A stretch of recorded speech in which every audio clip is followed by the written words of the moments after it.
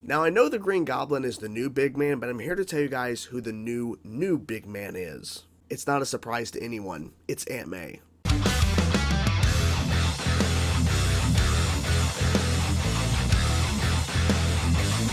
Hey everybody, it's Chainsaw Reacts back once again with another reaction for you guys. It's Spectacular Saturday. You know what that means, guys. It's time for us to continue the Spectacular Spider-Man. This is Season 2, Episode 11, Subtext. Interesting title. The last episode, as you guys may have seen my reaction. If you haven't, go check it out. Of course, I have a playlist for all my reactions to the Spectacular Spider-Man. But holy freaking crap, Episode 10 of Season 2, Gangland, the last episode was bonkers as hell. And then on top of that, just when I thought the episode has done so many crazy, amazing things, it ends with the new big man, Green Goblin, is back. And holy crap. Like, I'm so excited, but I'm also really, like, broken and hurt because after this episode, Subtext I'm about to watch in a few minutes here, I only have 2 more episodes and the show is done. It's really ridiculous, but I'm appreciating everything we have gotten from this show, and I still have 3 episodes to go. This episode and the next 2. I'm at least appreciating what we have. But holy crap, this show is delivering on so many great things. And that's what just frustrates me more, that we don't have a season 3. And it looks like we'll never get the show to come back. You never know. We may get lucky, but at the same time, it's just frustrating. But my gosh, that last episode, Gangland, was so damn good. Silvermane, Doc Ock, the old big man, not the big man now, the old big man, Tombstone, fighting it out, and then Spider-Man in the middle of all that. And then on top of that, Peter, while it's Valentine's Day, Valentine's night, whatever, it's Valentine's Day, he screws up because instead of kissing Liz goodbye when he has to go take photos for the Daily Bugle, being Spider-Man, but taking photos too, to get my point, he doesn't kiss Liz and then touches Gwen's hand and tells her, I'm sorry, like he's apologizing to her that he has to leave. A lot of major screw up there, but then of course Green Goblin at the end. So, oh my gosh, that last episode, like I'm so pumped now. I mean, I've been loving the hell out of the show, but that last episode just got me so freaking hyped for this next one and for these last remaining episodes that I just honestly, it took so much of me to wait to get this thing to record, because I wanted to just jump ahead in the next episode, but I was like, I gotta wait, I gotta be patient. But anyways, guys, let's get into now episode 11, Subtext. Let's go. Whoa, that was close.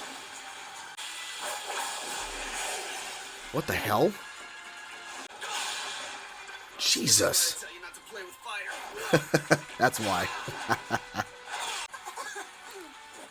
Hi. Oh. What the hell? What's going on here?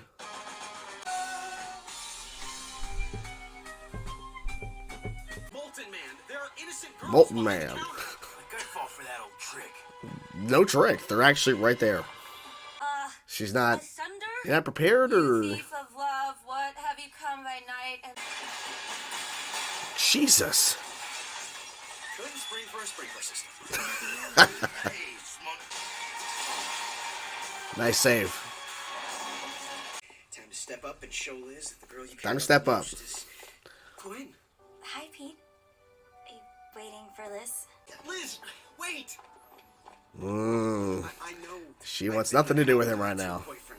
When you're addicted to gambling or whatever, it's easy to backslide. Too easy. So yeah, you might want to get them out of there, because that building surprisingly is not burned down yet. And whatever you do, don't let go. But there's this horse, Golden Chance. Oh my It's gosh. unlocked. So he is back to gambling. Good news, lowlifes. The city's gone green. Show of hands. Who's still sweet on Tombstone? Hammerhead, Silvermane. Don't answer that question. Tell you like the master planner and his wonderful personality. These guys are idiots. Idiots. Get out of here. Oh, in the glider. You didn't want to play. Play. Enough to know. Copy. I got just what you need. Is he talking to himself? Is Steve Bloom talking to himself in that little back and forth, maybe? Relax. Cops haven't come near since getting their fancy new. Where's Hammerhead? Hammy's out. Well, New big man now. here's a new big man. It's the same. Yeah. The key is nanotechnology. One simple infusion Oh. of microscopic nanobots. Nanotechnology. Particles can be even. Yeah, I'm about to say. So, that's the truth that Liz should not know about. Oh, he's actually helping. Stop! You're spreading the fire! Yeah, that's an issue. What did you do to me? Clumsy fuck. Keep this off! Ugh. Calm down. Go away. Ain't gonna go away. Away. Wait, what's that?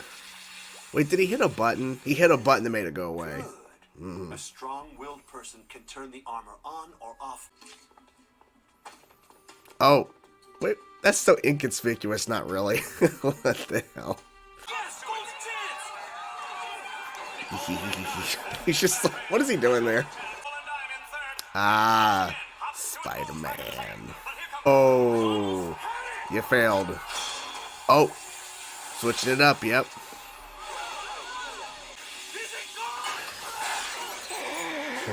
It's not good. Okay, not who I was looking for, but Nice save. is that an Oscar with my name on it? Oh my gosh. Like an Emmy, but spiders can't be choosers. Sounds like Mark. Yep, you figured it out. Oh shit. 1842. Oh, is it gonna fall over? He made a web ball. That makes sense. No. No. Yeah, exactly. I haven't seen Mark in 3 days. Don't worry about it. What's going on? He's Like, an I old could man be now. bothering you? Gambling, I you think know. you're trying to split up me and Petey to make room for Gwen. And I'm supposed to believe you care about my brother? Oh, now you won't go ahead. We'll be on. He pulls him up later. They made it. Good. Get out of here. You're not a part of this. This is between me and you. How so? Being a freak for life wasn't part of our deal. The deal was Well. you play guinea pig and you clear your debt. You never control the armor. But Exactly. you had to It's believe button. or you wouldn't have gone out in public.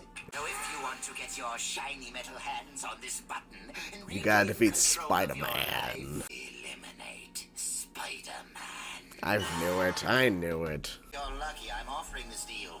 Your armor's unexpected heat intrigues. And I'm tempted to make the change permanent just to learn the cause. Oh boy. So you're gonna do this for me. Would you bet on duration? We have got to get us a new hangout.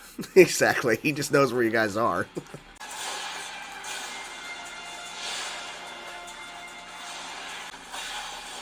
Ooh. Oh my god. I paid. No, you didn't. No, you didn't. Yeah, it's Mark. Okay, so now we've come full circle. Now we've come full circle to the beginning. Yeah. I get rid of Spidey. I get my life. No, you don't. It's not true. Always in love with you, Mark. Quit gambling your life away. Sorry. That should cool him off. I don't know. Should keep him that way. What? Just stay in the water. You think the board will back you when they learn about this? I don't know. Now, if you're smart, you'll keep your forked tongue quiet. I feel terrible for her. Please. I heard about Mark at the Bugle. Perfect. Take all the pictures you want. Oh my gosh. Have you come by night and stolen my love's heart? Yes. There you have it, guys. Episode 11, Subtext. We have a lot of things to talk about. So first things first, I really like the structure of how they told this story because it goes in a weird way in terms of the timeline. Because we open up in the middle of the fight between Spider-Man and Multiman, Mark, and then he lands on the bar, he's upside down, and then the camera turns to reveal, of course, Liz and MJ are there. And then it flashes back to where, before all this goes down, and there's the reference to the fact that Mark hasn't been to school in a couple days or hasn't been really seen. He might be gambling again because when they reintroduced his character, like they had made mention of it, like, oh, Mark's back and everything, and what happened to him and all this kind of stuff. And now they've made him into a focal point of this episode in terms of the focus because before he has appeared here and there and kind of stuff, and him and his MJ and their undate or whatever, unrelationship, whatever that was. They liked each other, they just weren't making it official. But anyways, like, the way they structured it, where it was cutting back and forth between progressing the fight that was already in the middle of it, and then leading up to the point where Mark, of course, gets transformed into Molten Man by nanotechnology and being told, just think it and it'll go away. And then he hits a button, obviously, so it's all bullshit. And then it's all a plan by Green Goblin, because his whole thing is that he basically wanted Mark to become this new, super being or whatever, because we've seen that throughout the show so far in terms of creating, like Rhino, Sandman, Doc Ock, all that kind of stuff in different iterations. But you get my point, to go against Spider-Man. But in this instance, Green Goblin wants Molten Man, Mark, to eliminate, not distract, eliminate Spider-Man. And I loved Green Goblin in this episode. He was so good. It was so great. Just the dialogue he was just saying, and just the way he talks. He's basically, Spider-Man's Joker, like Batman's Joker. He's like Spider-Man's Joker, just his over-the-top laughter and just the way he goes about expressing himself. It's just so good, and I really like this iteration of Green Goblin. That's why I'm so happy that he's back, and he's the new big man. So I really like that aspect of it. And then they don't wait too long, even though we kind of figure the button press and everything for Mark to think to take back the armor, the Molten Man, basically, of it. They don't wait too long to reveal, oh, by the way, it was never, you can think it out of it. It's a button press. And I like where Mark is at the freaking racetrack betting after he was transformed. He's like, oh, look at that. I get to pay my debt off. I get to go gamble. And I have this armor I can kind of, think it, and then it will come out and everything. I can use it, for my own benefit. It's an optional. It's not optional. But I like how Green Goblin just long trench coat, hat covering up. He's like, and he's watching Mark, and then he turns on the Molten Man, the nanotechnology with the button, when Mark loses that race, that bet he had. And so he doesn't mean to, but he goes to the cop because he's trying to think, go away, go away, go away. And the cop's like, nah, I don't think so. I'm not going away, thinking he's talking to him. And he runs to the cop thinking, I'm not trying to hurt you, but he grabs him and then burns him. And then he gets all angry and stuff. And then, of course, Spider-Man is there to try to find Mark, not realizing, oh, I found this Molten guy, this villain. I guess I wasn't here for you, but since you're here, I guess I got to fight you, because that's what Spider-Man ultimately does. He has to protect the people. And then they don't waste any time for him to find out it's Mark, too, because of the voice. I didn't recognize it was Mark at first. When we first saw him, oh, Molten, there's a guy named Molten Man, okay. I remember that was a character in the comics, if I remember correctly, yes. But it wasn't connecting that it was Mark right away, even though visually you can kind of tell, except the hair was different and everything. It just wasn't connecting, because I haven't heard Mark speak a lot. He had some lines in the last episode in terms of Peter screwing up the whole thing with Liz, but it just didn't connect right away. But I liked that it was a personal story, because Mark was in a very bad place, and he doesn't want to fight Spider-Man. He's like, he saved my sister's life.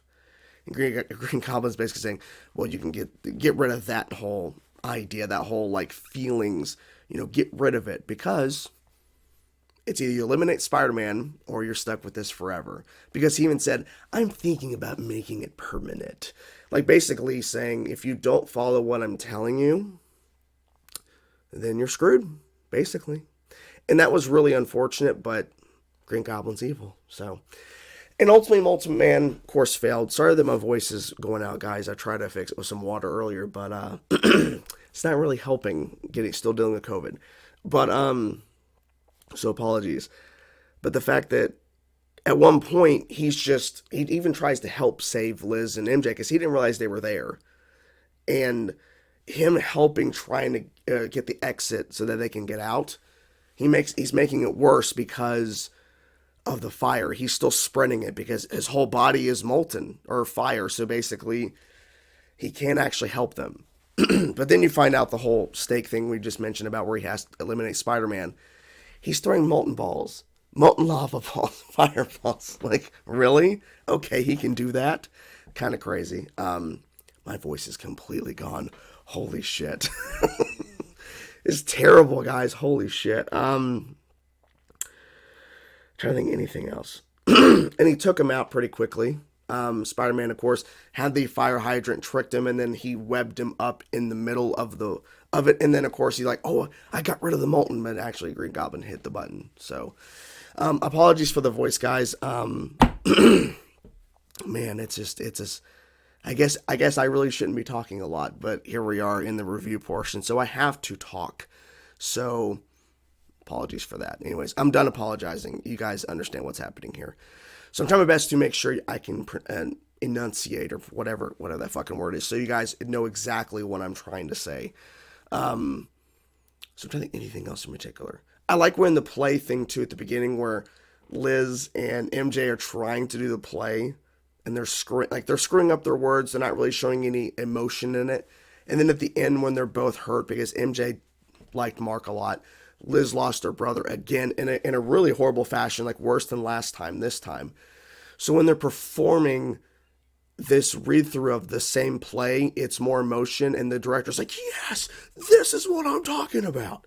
It's like, yeah, because they're actually really emotional. They're actually hurt because of what happened to Mark. So it was really emotion they were bringing into the character, so that was pretty intense stuff. And I like the little Gwen thing. The Gwen was barely in the episode, but they had two moments I want to mention about Gwen, that kind of reference into Gwen, and then we'll wrap it up on this video because my voice. So, one, Gwen is still not wearing glasses, and we have that small scene where Peter's waiting for Liz. He has a rose, and Gwen is like, hey, Peter, and just like, being kind of like, I'm being very nice to you, not flirty, but you get my point. She's waiting for Harry. He's waiting for Liz. Like, maybe we shouldn't wait together. No, it's not. But it's like one of those weird things to where it's obvious as crap they like each other, but it's just not going to work out. Or I don't know. I don't know. I feel like it's one of those things where they need to get together, but they just went in a different direction. But the second thing was in reference to Mark's addiction. Harry was like, Gwen, can I talk to Peter for a moment? She's like, okay. Like, she was really confused, but then she walked away. So, and they even made reference to her a little bit later. I'll get to that last scene in a minute with MJ and Liz at Liz's house talking about Mark, referencing Gwen. But Harry's point about he knows a lot about addiction, because see, he doesn't know Spider-Man and Peter Parker are one and the same. So he's like telling Peter, I understand how addiction is, no matter if it's this, and he's like not saying what his addiction was. He's like clenching his fist. He's like, yeah, I know it can pull you back. It can really pull you back. It's really tempting. And it's like, yeah, because you have that formula under your bed. And we see Green Goblin, so I'm thinking, he fell back, but I don't know. There might be another twist there. But anyways, regardless of all that, they reference Gwen because Liz makes a point to say to MJ when she shows up, one of her remarks is like, do you really care? Because you're the same person that tried to get Peter and Gwen together and pull Peter away from me and to go to Gwen or whatever, like, blah, blah, blah. It's like, yeah, but like at one point, Liz, you were like liking on Peter, like flirting with him, being nice to him, but still ultimately catering to Flash when he hurt his leg. So, Gwen's the better option. Sorry, Liz, like you seem like a nice person overall, just with a bad crowd, like the popular crowd, but at the same time, Peter's just trying to, he's a confused boy. He's a high schooler. He doesn't know what he's doing. So, yeah. But overall, I really enjoyed the episode. It was pretty emotional. It's really personal for Liz and for MJ. And then for Peter to know Mark and he doesn't want to fight him. And then ultimately, Mark doesn't want to fight Spider-Man either, but he's given an ultimatum. You have to do it, eliminate him, or you're permanently stuck like this. You won't have the option to turn off your nanotechnology in your system or not. So I get that whole point. But anyways, guys, that's the video. Apologies for my voice. I really do apologize, guys. But yeah, hope you guys enjoyed the video. I will talk to you guys soon. Whatever thoughts you have about the episode, let me know in the comments below. Talk to you guys soon, guys. Peace out.